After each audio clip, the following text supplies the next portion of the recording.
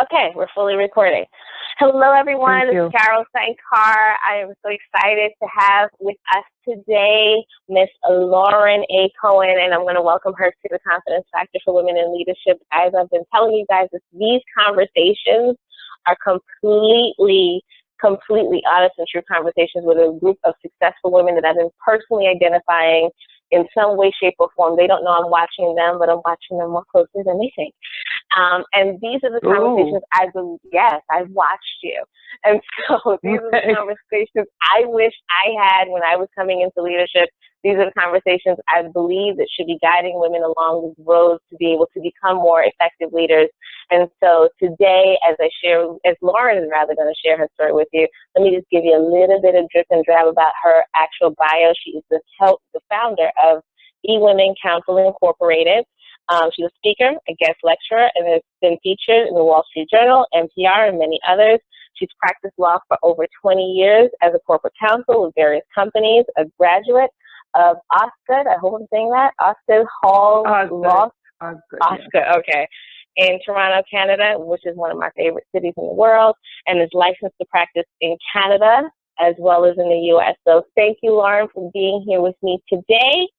And I guess I thank you. And I guess I want to start out this conversation by, if you can explain to me who you are, what you do, and what makes you who you are.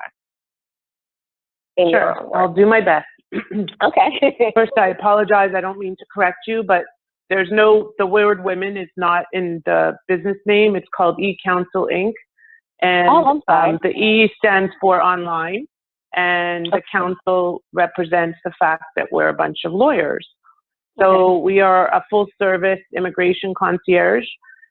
We help companies that are looking to raise money from foreign investors to put together their projects and raise money, particularly through the EB-5 program, which is a program wherein the foreign investor obtains a green card in exchange for their investment in the U.S. business. The U.S. business raises significant capital and creates jobs, and it's a correlation of job creation and capital raising in exchange for a green card. And the other thing that we do is work closely with investors that are seeking entree to the U.S. to help them figure out which way they can come in. I'm also a licensed business broker. So it's a full service opportunity. We have attorneys, MBAs, PhDs, and CPAs that work with us. And we hold your hand through the whole process and navigate these very complex waters of the immigration process. So I am originally from Canada, obviously born and raised in Toronto, moved to the U.S. Longer ago than I want to remember. And I've been running this company, eCounsel Inc., since 2008. And in 2010, my son was born, and basically that kind of set the stage for what we currently have as a full-service immigration concierge. And I'm sure you'll ask me a little bit about how that morphed and how it's morphed since then, so I'll leave it to you, Carol. Yeah, actually, that was really what I was going to ask you is, I guess, what drove you to start this particular concierge service? What drove you? What was the driving factor? What was your interest at that time? And how did you decide to birth this particular company? What was the indicator that made you find a need in the market to be able to answer that call? Sure, thank you. So basically, it's kind of a little bit of a road that wasn't paved with necessarily direct intention at the beginning. It kind of developed, and I responded to changes in the marketplace and changes in my own life. So I think it was 2007. I was in Israel, coming back and walking through the airport and trying to figure out a way to be more mobile in what I was doing. Came up with the idea of having an online business oriented to law in some way. And at the time, I had written a couple of business plans, but never really looked at it as a business.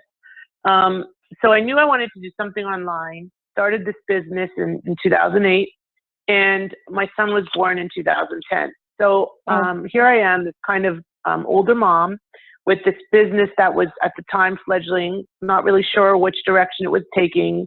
and I had a little boy, and I was a single mom, and I had to figure out what to do because I wasn't going to have him struggle through life.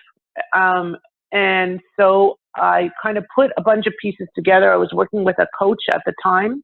And by the way, I can't underscore the importance of working with a coach enough. I think that anybody in this world, no matter how successful they are, including my own coach, that doesn't have a coach is really not being true to themselves.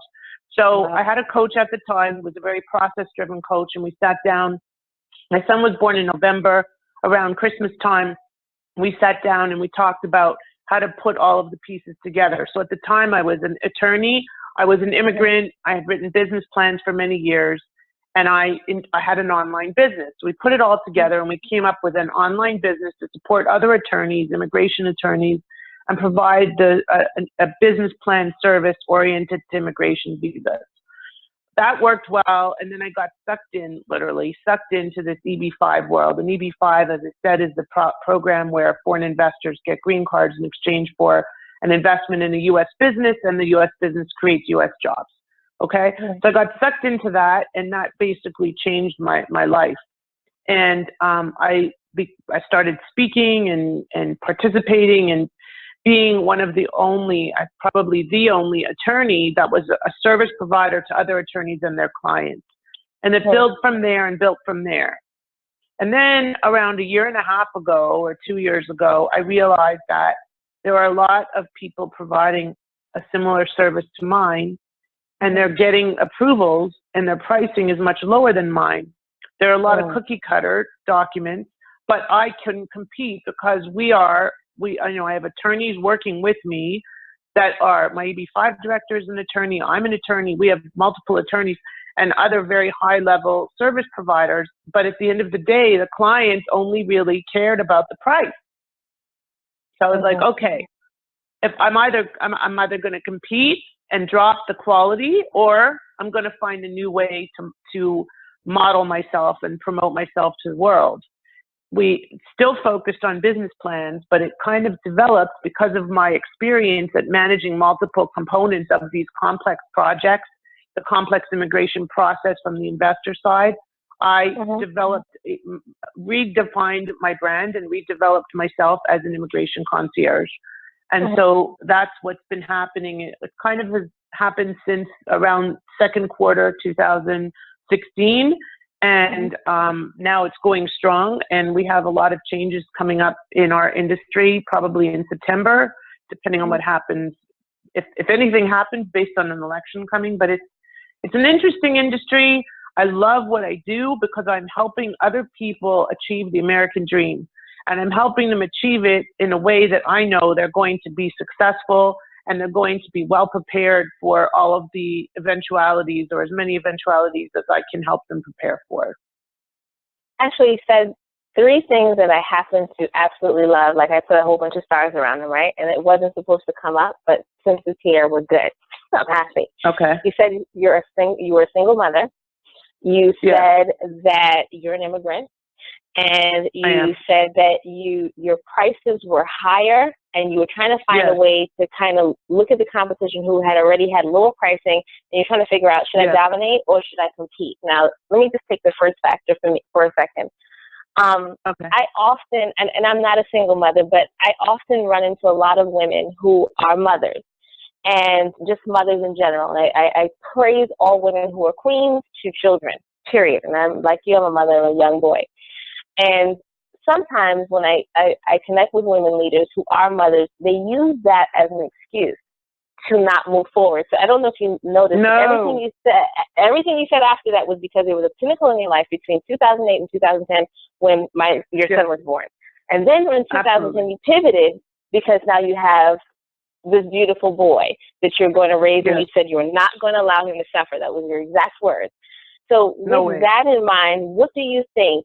And I'm just asking as an out-of-the-box question, what do you think could be the predisposition of women who usually use the excuse, I'm a mom, I'm a single mom, I have children, I can't do it, I've got the kids. What do you think was your secret sauce that some women use as the secret crutch to not moving forward in leadership? So I've got to be honest with you, Carol. I don't know if I have a definitive answer for that. And here's why. Okay. Not every woman, fortunately for most of them, is as driven as me. Okay. And I say fortunately because sometimes this drive gets in the way of my peace and satisfaction. And so I always am looking for more. Okay. Right. I was a very late mom. I wanted a child forever. I had a foster child when I got pregnant. He's my little miracle every day. He drives me crazy and he makes me laugh and cry. And he is my pride and joy. And he is my raison d'etre, which means my reason for being. And I could not be who I am today without him. And when he was born, that was a defining moment for me because I was 43 years old. Okay, I'm going to be, God help me, 49 next week. Or this week? Oh my God, this week. Oh my God. So it's amazing to me. That's very scary. So I think that not every woman, like I said, is as driven as me. And not every woman also went to law school. And not every woman had the opportunities that I had to, you know, come to America, get in because I'm a lawyer, find my way. I've always, you know, for a long, long time, as you can see in my longer bio, which I don't think you have, for many years, I struggled trying to find my place because I was a lawyer in Canada, not licensed in Florida, I'm licensed in Tennessee. What do I do? Working in-house, trying to figure out a way to make money and be true to myself. And it never really morphed until this business, when I'm helping other people do what I've done. And I've been there and I've done that. Now, as a single mom, I think that being a single mom drove me because I wanted to be the best role model I could be. But at the same time, it also is my biggest challenge because on a daily basis, I am struggling right now. I'm struggling with, I have to go to a meeting at 4 o'clock in Hollywood, Florida. And I'm struggling with leaving my little guy because I have to go to this meeting and he has a day off school. So it's finding that balance is my biggest struggle. The other thing that I will mention, which is relevant to this whole discussion, is the fact that my dad was diagnosed with ALS when my son was 6 months old. So when I was struggling the most, which was right around then, my dad was diagnosed with this terminal illness. And there was nowhere to turn. There was just nowhere to turn. My brother has 3 children of his own. There was, you know, I had no choice. So I was forced against the wall, and I you know, you can give up, certainly. You can go, you can kind of throw yourself on the floor and kick and scream, but at the end of the day, that's really not going to accomplish anything. Or you can seek help, which I did. I sought help temporarily. I got it. And I've never looked back. That's amazing. And the thing is, you're right. It could be that because you're so driven, you found ways to make sure that every area and aspect was taken care of. Because like you, I'm an immigrant as well. And I definitely Where are you from? understand. I'm from Trinidad and Tobago. That's why I said I can relate. I had a feeling you were going to say that. I don't know why.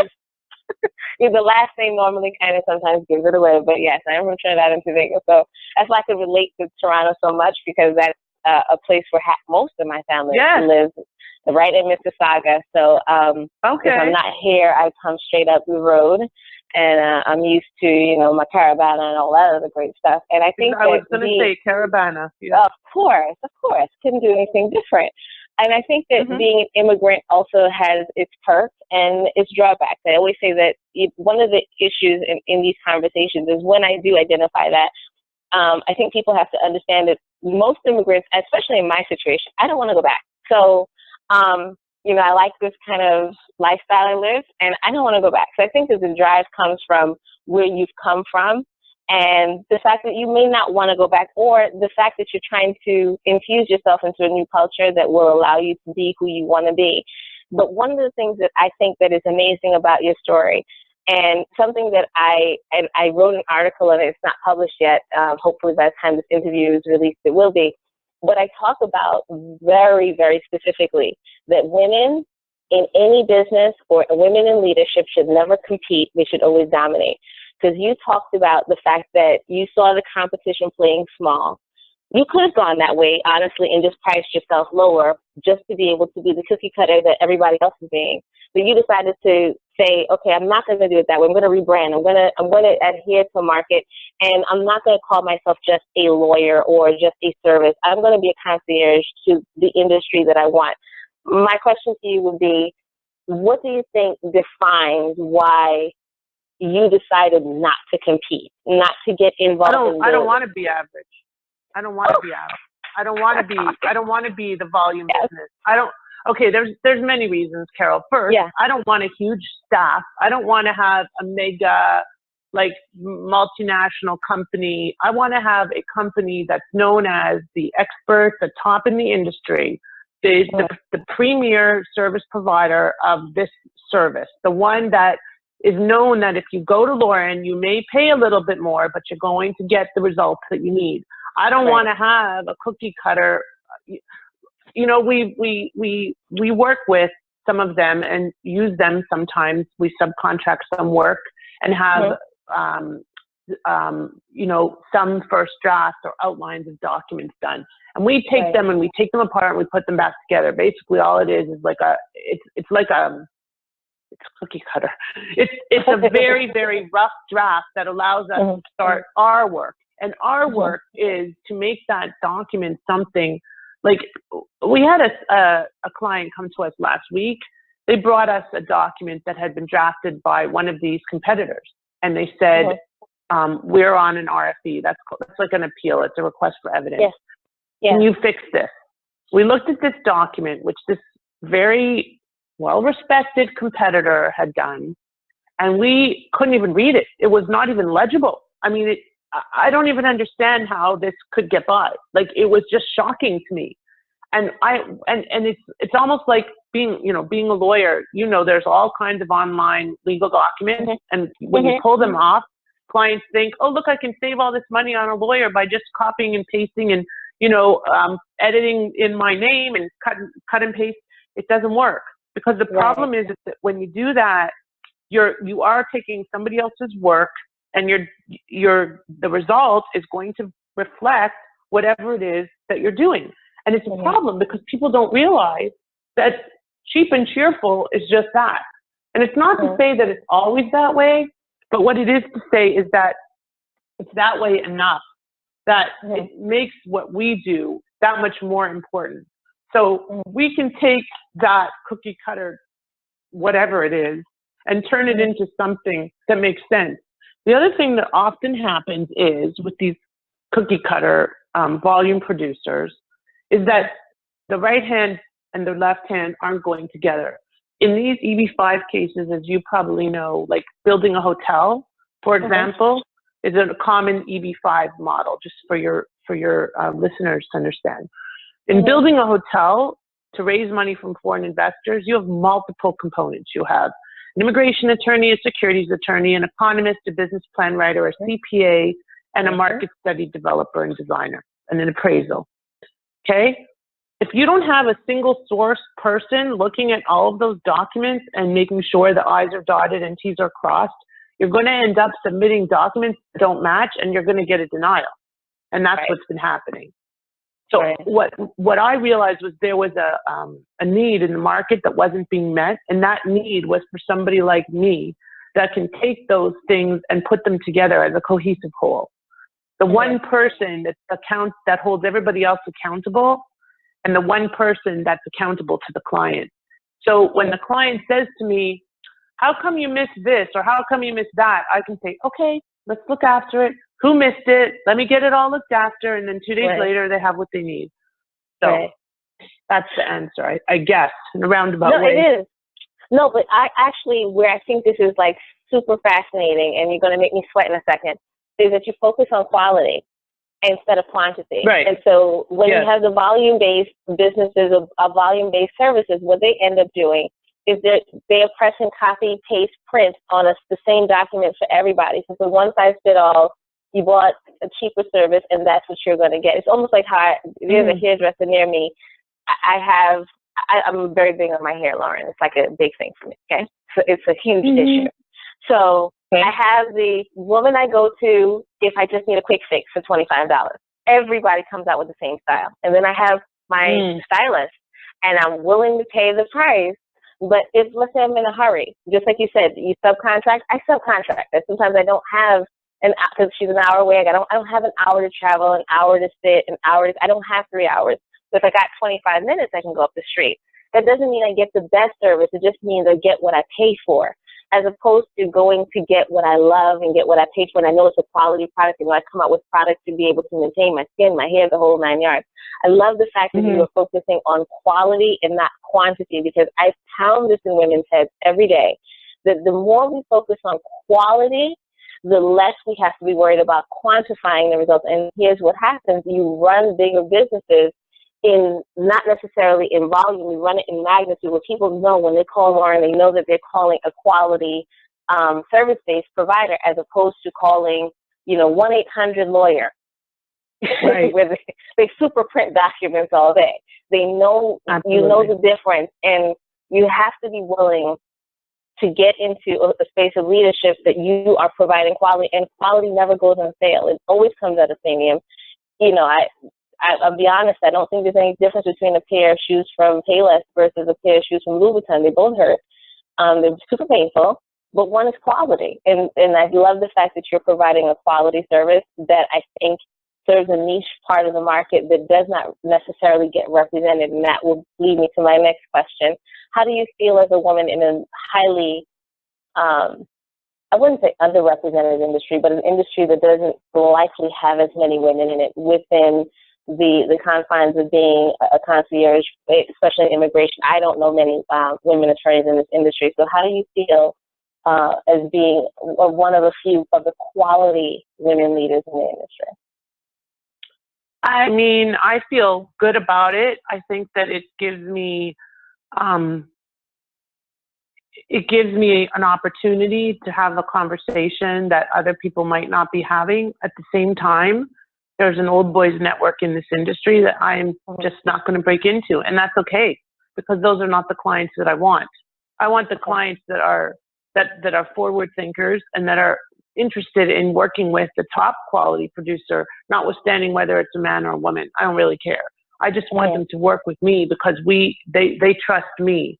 And I've created relationships based on that trust. And I take those relationships very seriously, to the point where if there's anything that's compromised at any time, I literally can't sleep.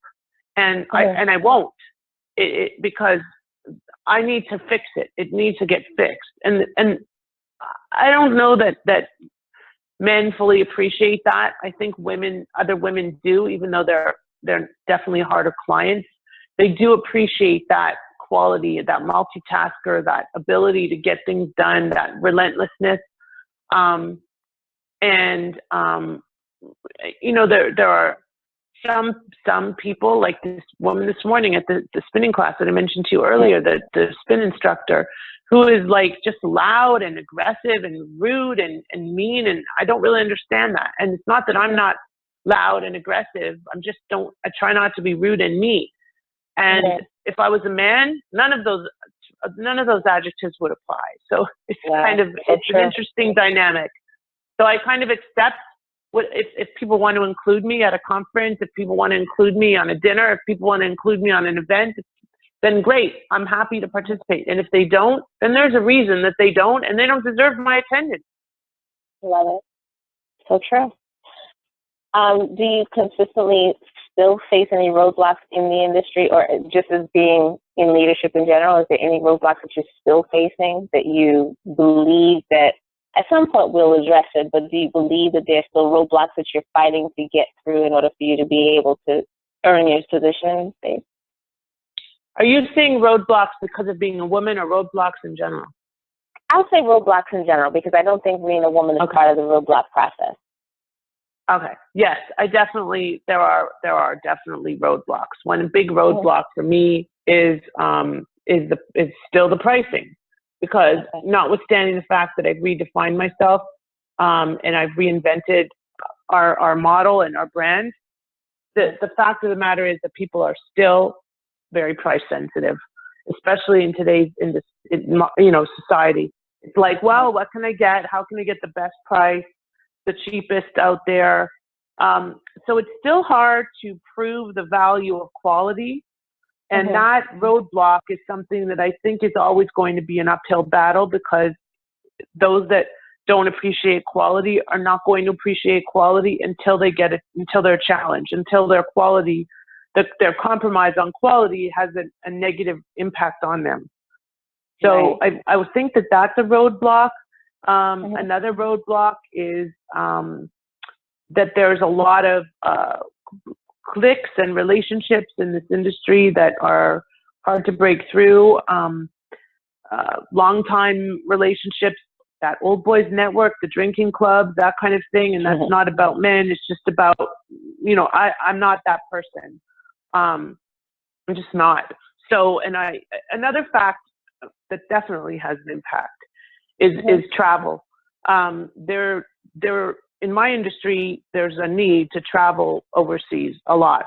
China, Brazil, South America, India, Taiwan, Vietnam, you name it, okay? And I have a 5-year-old. So I've never been to China I've never been to China. And everybody in my industry goes to China, pretty much. And it would make a very big difference if I was able to go to China. But I made a conscious decision that traveling that distance was not in the cards for me. Going to South America is a little more feasible. At least it's under 12 hours of flying from South Florida. But the reality is that I could travel every month, and I do travel pretty much every other month, but I could travel every month and it would have a very, very significant positive impact on the business. And I just choose that it's not the right fit for me. So that's a roadblock because of my own personal circumstances. I think that when we're looking at how women provide quality to the marketplace, notwithstanding the fact that everybody wants to, I call it negotiating. I think that today's industry, in any industry you're in, I think what has happened is we can Google our way to success. And so just recently somebody did that to me. They were like, I want to know how to be able to get a permit for some grading development, which is basically, you know, flattening some land. And, you know, paying me would be blank to learn it, right? And going to Google would be free. And there's probably a guy on YouTube that's going to show you how to do it. And, you know, I don't personally do it. We have a crew that does it, but it's a whole permitting process.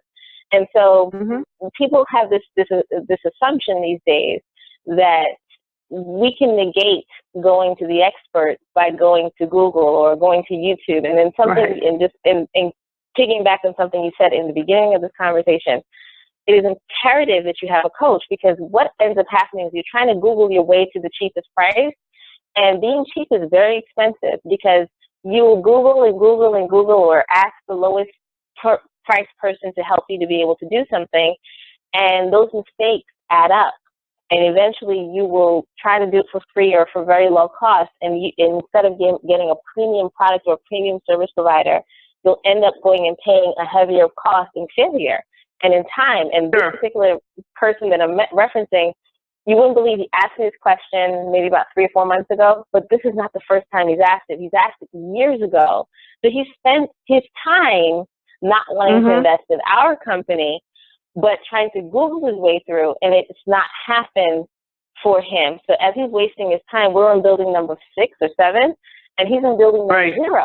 And so it's always imperative that you recognize not only to have accountability at the highest level, but to also recognize that when we are pushed out in pricing, it has more to do with people thinking that they can consciously go on YouTube and become successful off of a YouTube video or order the 2 a.m. programs that help you to be able to do absolutely nothing, or going to the free conferences where people can quote unquote teach you things. And I think that it has done a very hard disservice to so many service providers, because we then seriously have to remind people the challenges that come about from playing small are very expensive. And so even though I love the fact that you stay at quality, I don't think you have to worry about pricing. As long as you're consistently providing quality, people will start to recognize their faults, and then they'll start coming around. I don't ever see that as an issue because, like you, I tried the cheap route. I tried the low price route. I tried all of that. And the gray hairs that I have right now are really because of that. Now I got to dye them permanently. Because I try to be with the affordable people, and then I realize I'm discounting myself. I'm not discounting to compete. I'm discounting myself. And I know how much I've put into me. I know how much I've invested into myself. So I think that that's remarkable, that it's still a roadblock, but I think it's a roadblock that you will get through. Let people fail in their own time, and they'll come back and say, I should have just, because they come back with a lot of pride. Oh my gosh, Lauren, you were right. And this is what we should have been doing the whole time. Yeah, Carol, there's something else that I think we learn as we go through business a little bit.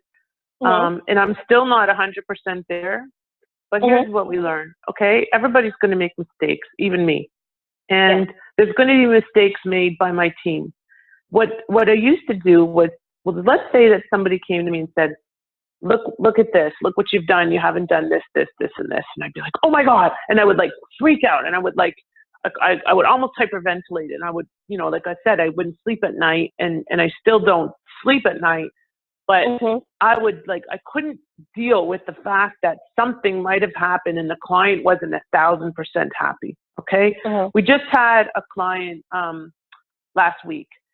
This client had a rush job. Okay. There was a little mistake made within my team.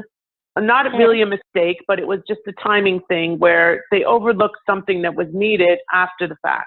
Okay. So we deliver a document to this client, and the client thinks they're all done. And then we say, oh, but wait, we need one more thing. And it's going to take 24 hours.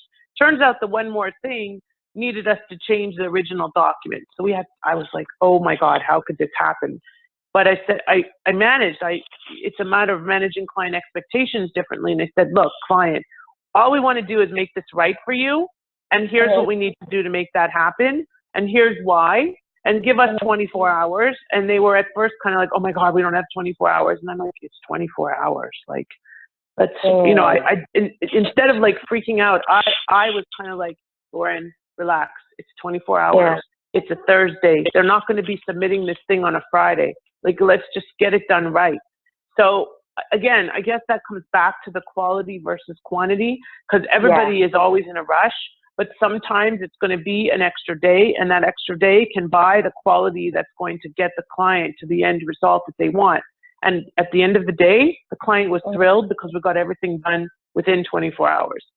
So it worked out well, but I guess it's all about like changing your own expectations so that you can change the client expectations and have a more open dialogue with them. And instead of always being reactionary, being like not defensive, but saying, you know what? You have to trust, you hired us. You have to trust that we know what we're doing. And if you don't trust us, then don't use us. Right. I love that. Without saying that in a rude way. But it's not rude. It's completely, it's business. If you don't trust us, don't use us. And that's a profound statement, because in order for you to offer quality, you have to be able to trust. If you don't trust your doctor, find somebody else. If you don't trust your lawyer, find someone else. You have to know that a quality service provider is going to give you the best. And what I think is very imperative in these conversations, I want women to be completely open to the fact that you don't have to lower your standards to provide quality at any cost. That's You don't have to lower your standards. Like, because I talk to thousands of women on a monthly basis, it becomes very evident that they will lower their standards because they're looking for the quick fix. They're looking for everybody else is doing it and I'm not getting ahead and I'm not pushing through. So I'm going to lower the standard a little bit. And someone just recently, I heard it on the news, I just don't remember who said it, says that the problem with most people who fail is that they set the target high, they lower it a little bit and they lower it a little bit to the point where they actually hit it, and then they become unhappy with now what they have to live with. They have to live with a low quality expectation. And I just don't, for me, coming into this confidence factor space, I don't want women to have these low expectations and lower themselves, because men don't do it. My husband is in real estate as well, but on the retail side, and he's just obnoxious. He's ignorant, but I love it. And he doesn't lower his prices. He doesn't lower his expectations. He doesn't lower his value. To hire him, he tells you, he'll curse at you on the phone and he'll hang up the phone, and people still call him back. For some reason, we as women have this like versus respect thing. So we're worried about not crossing the line of arrogance and making sure that confidence is coming through as being qualified. And so we're quantifying our experience by making sure we do that. Where my husband, this would be a totally different, this is ignorant as it wants to get. But here's the thing. The people still respect him and they're still willing to pay a premium to get his attention. And I love that about him because he doesn't compromise at all. And so that's what I'm so honored that you decided to say that. Because I don't think you knew that was like so important to me, but it's important because I drive it home with the members of this organization that focus on quality every day. No matter how much it costs you, focus on quality every day. You'll never have to deal with quantity. I want to say that what are the 3 things you want to leave with my ladies? Because I have a lot of ladies in the script. So what are the 3 things you want to leave with my ladies? My ladies always need something that they can be left with. And I need you to let them know what they should be left with. I will try my best. So first of all, never give up on your dreams, no matter what, ever. And don't ever not have dreams. So go with that. So always look and hope and dream and plan. And secondly, be authentic. And I just watched something on Oprah, thing she did at the National University, I think in San Diego.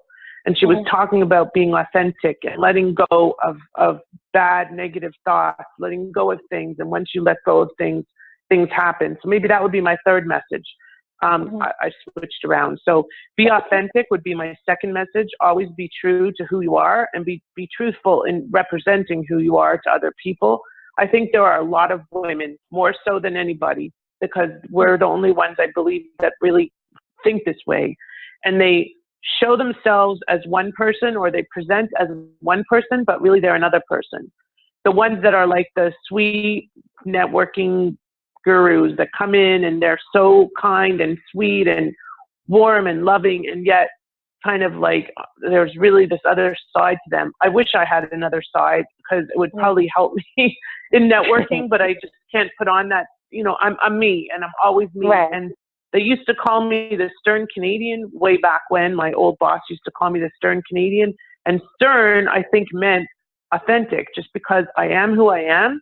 And if you like me, great. And if you don't, I'm sorry, but this is who I am and I can't be somebody else to you or anybody. And then, as I said, the 3rd message would be to let things go. When you can't control things, when you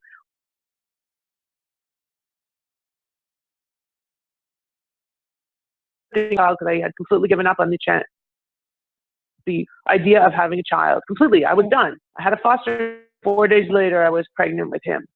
So he is the perfect shining example of how you have to just let things go in your heart and your mind.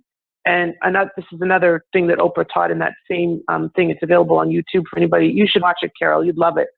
I'll send it to you if you wish. And it's just like really about being true to yourself and letting things go that you just cannot control.